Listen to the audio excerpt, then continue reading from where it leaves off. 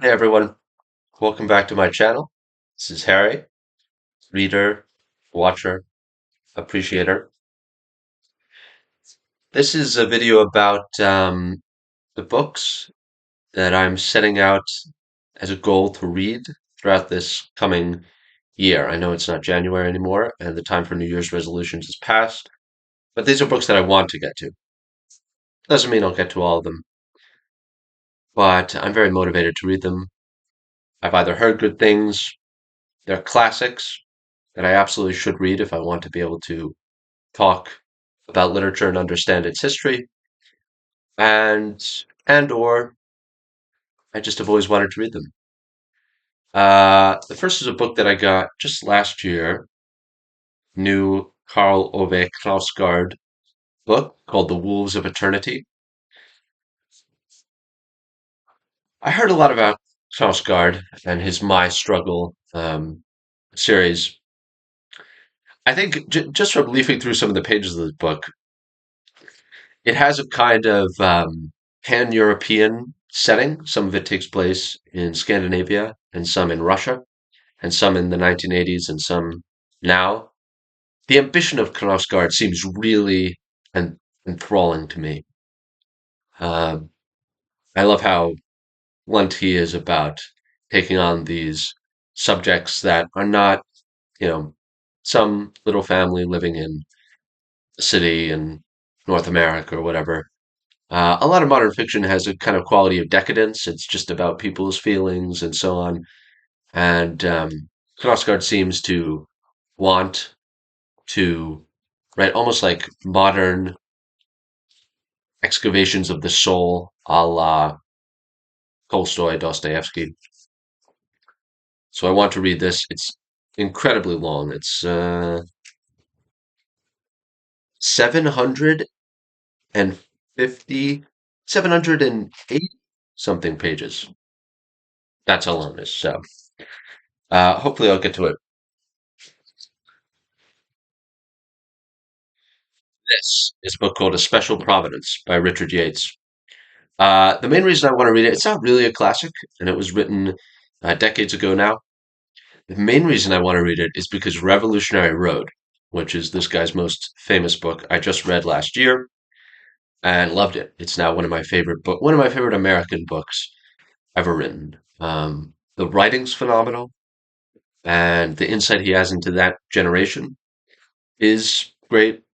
I'm just such a fan of the pace at which he unfolds character and the kind of way in which characters seem to get stuck in routine and then they lash out of frustration or they blame people close to them. His observation of family life and of friendship and of kind of disappointment as you progress in years just seems so relevant to my life right now and to kind of the structure of our world and America today. And I'm going to go through all of his books after reading Revolutionary Road. I'm sure all of them will at least have writing flourishes, insights into character and psychology that I'll love.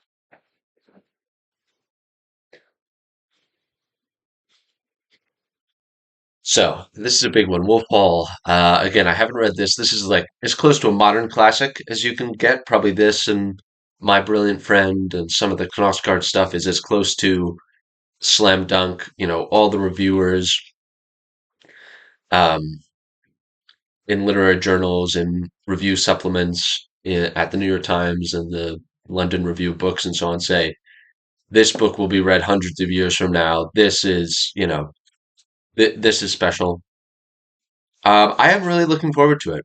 Obviously, it's about English history, Thomas Cromwell and Boleyn, and I like that stuff. Actually, I mean, a lot of my exposure to it is through Shakespeare type stuff, right? Plays like The Tempest and Twelfth Night, and of course, half of Shakespeare doesn't even take place in England. It's about the Prince of Denmark, or it's about Caesar and the Roman Empire and so on. But going back in time to this period, kind of Tudor history, it's going to be fascinating. And again, I've heard more good things about this book than almost any other. Can't wait to dive into it. Speaking of the Brits, Brideshead Revisited. Um, this is a book I started reading years ago, and I just never finished it. I got a used copy, which is one of the most beautiful books I've ever seen. It has the kind of patrician royal bearing, and it's so flowery and ornate, but also kind of simple and maybe a little empty. I know the basic plot of this book. It's about two. Is it Oxford or Cambridge? Goes to Oxford in the 1930s, and kind of a middle class kid called Charles Ryder, who makes friends with this kid from this kind of mansion estate family and goes back home with him, and then goes off to war. And this is him recollecting that experience. I know the movie Saltburn, which I did not enjoy, was heavily based on this story, also based on The Talented Mr. Ripley, very obviously. I mean, almost every scene was just lifted from The Talented Mr. Ripley. I did not like that, but one of my favorite podcasts recently put out an episode in which the host talked for an hour about Brideshead Revisited, why it's one of the best novels ever written. So that's really motivated me to read this. It was already on my list, but now I feel like I absolutely need to because I want to listen to that podcast and mine the most kind of detail and discussion out of it that I can. Going further back in time, as far as classics go, to Don Quixote, which I've never read. I've read excerpts of it, and I know all the language tilting at windmills, and I know the kind of characters that come from it have been hugely influential. Um, this is a translation by Samuel Putnam of Don Quixote, and then it also has some of Cervantes' short stories, which I don't think I'll read. I mean, maybe I'll fall in love with his writing so much that I want to. This is an endless book. I might try to read it for an audiobook. That would be a long, long project. I'm working on a couple of substantial audiobook projects right now. But because it was so written so long ago, even the translation was from very long ago. Um, it's in the public domain, and so I could read it, and it won't get taken down. And know that some kids who need to read this for their lit classes are listening to me read it, which is um, very flattering.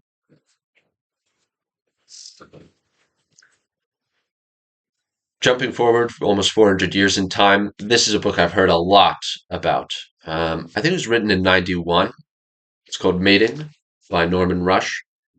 And it's become a kind of cult novel. Um, I still don't know all of what this book is about. Um, I know it's about anthropologists or intellectuals who moved to South Africa. And as they try to figure out kind of how life evolved and sexual selection, cultural selection, and so on, they're kind of dancing with each other. And so it's about very smart people who are somewhat attracted to each other and who happen to be studying mating or kin selection, and that really appeals to me. Again, mostly I've just read so much about it. For example, I mean, obviously they're going to blurb the most complimentary reviews, but here we have a complex and moving love story, breathtaking in its cunningly intertwined intellectual sweep and brio. Mating is beyond doubt a major novel. Somebody at the Chicago Tribune wrote that. So, ever since it came out in, I think, 1991, it was hailed by some critics as one of the best books of the second half of the 20th century. And it just never became, it never achieved too much notoriety, and it never became a bestseller. But I've been told so often that it's one of the best books these recommenders I've ever read. I love this cover as well. It's actually taken from a painting which is in Spain, uh, called The Garden of Earthly Delights by Hieronymus Bosch. Really, really fun cover.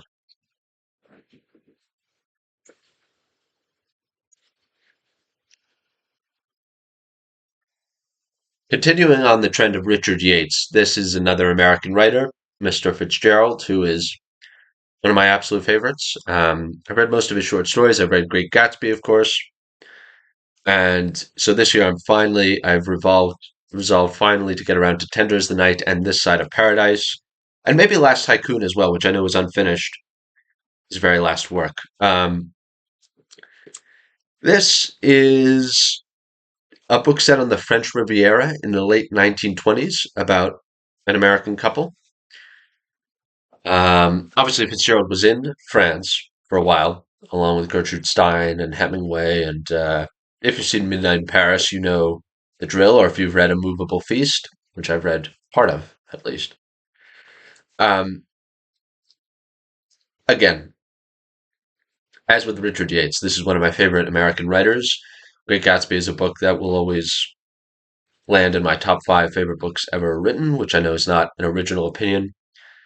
I think Fitzgerald is probably the kind of most graceful and just glancingly insightful writer. The way he writes people, the way they move in his language and in his setting up of scenes and so on is so compelling. And yeah, can't wait to read this book.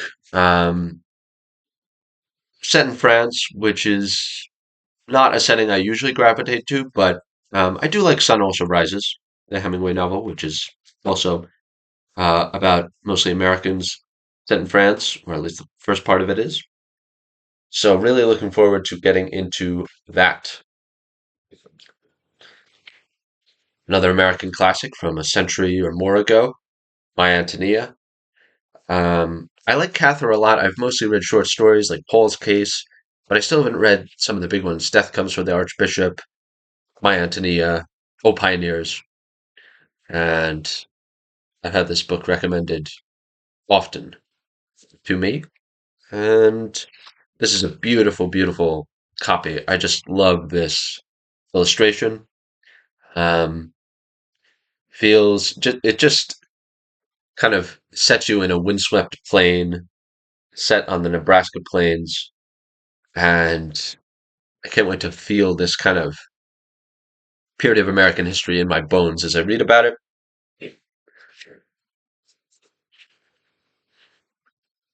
Speaking of the American Midwest or South, Southern America, Mexico border specifically, Blood Meridian by Cormac McCarthy. Um, I have actually only read All the Pretty Horses, the Cormac McCarthy book. I've never even read No Country for Old Men. Actually have read parts of his plays and a couple of the books he wrote right before he died, Stella Maris and some others, which are basically like extended dialogues about afterlife and science and the philosophy of science. I did end up reading, substantial portions of those that they're kind of addicting, like they're just mesmerizing. It's just somebody sort of nerding out on the page. They don't have much of a plot. It's mostly just two people. There's the passenger and Stella Maris, and it's just two people talking to each other.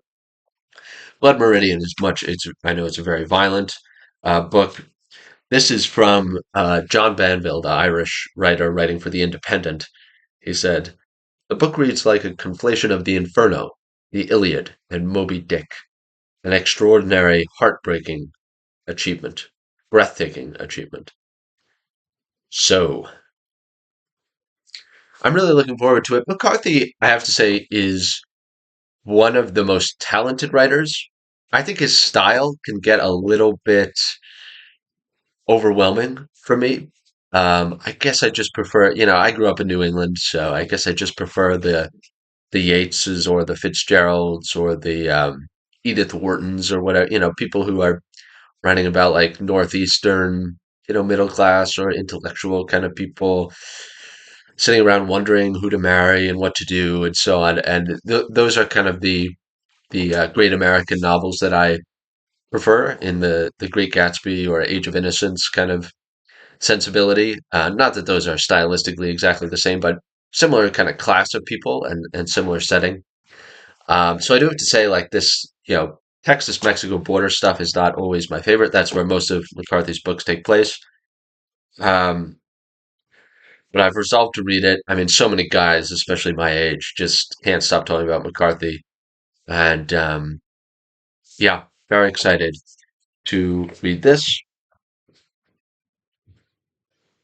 And finally, The Ambassadors. Henry James is a writer I kind of run very hot and cold on. I've tempted to read some of his books and just given up, like a chapter in, like the Bostonians and the American and some of them.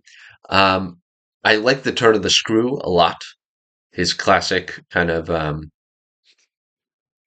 ghost story, haunted house story, psychological kind of unraveling story. And what was it? Also, I love The Real Thing, one of his short stories. But I have both The American, which I need to try to read again, and The Ambassadors here. And speaking about Americans, it dispatched to Paris from the manufacturing empire of Woollet, Massachusetts. So takes place a little earlier, obviously, than the Fitzgerald and Hemingway kind of Roaring Twenties Paris works. But yeah, Americans in Paris. I've never been to Paris. That is a whole genre of kind of novel. And again, Henry James is somebody who is so acclaimed and who I can tell as I read him is a brilliant thinker about people and about manners and about slow kind of degradation of people's ideals or about um, people assimilating into a new culture if they travel somewhere. A lot of his books are about Americans going to Europe. Um, I his writing can get almost uncomfortably like recursive. It's a lot of people like so and so did this again and so thought this again. There's not too much action. There's not too many kind of Dickensian wacky characters. And usually that's my taste. I don't really like the needlessly dramatic, busy, kind of perverse, quality that Dickens or, a lot of modern writers in America and England, a lot of English language writers have kind of inherited that quality. Usually I like that. With Henry James, it can become a little old.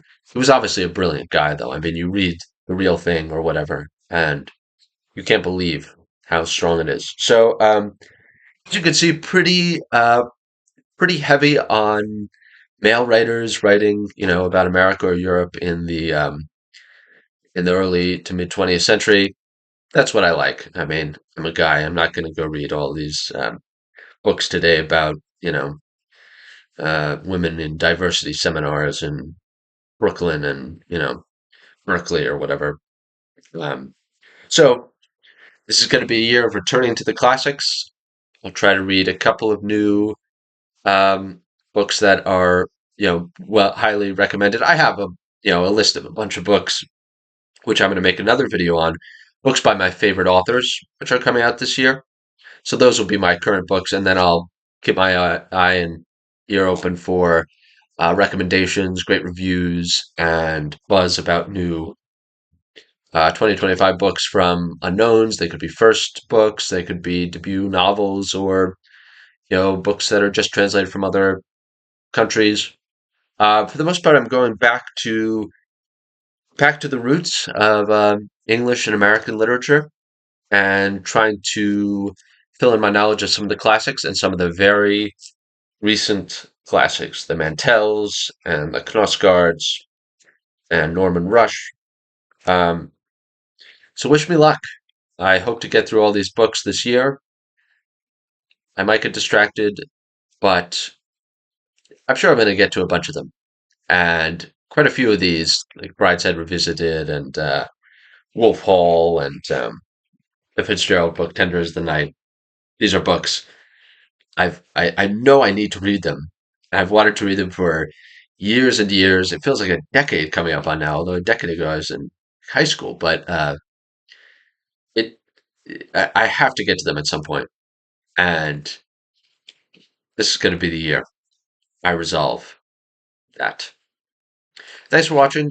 Subscribe to my video, and um, my channel will be updated soon. I'll make another review about books, film, resolutions to read or to watch classic works, and good luck in your project finding new great books and filling in your have read list of classics.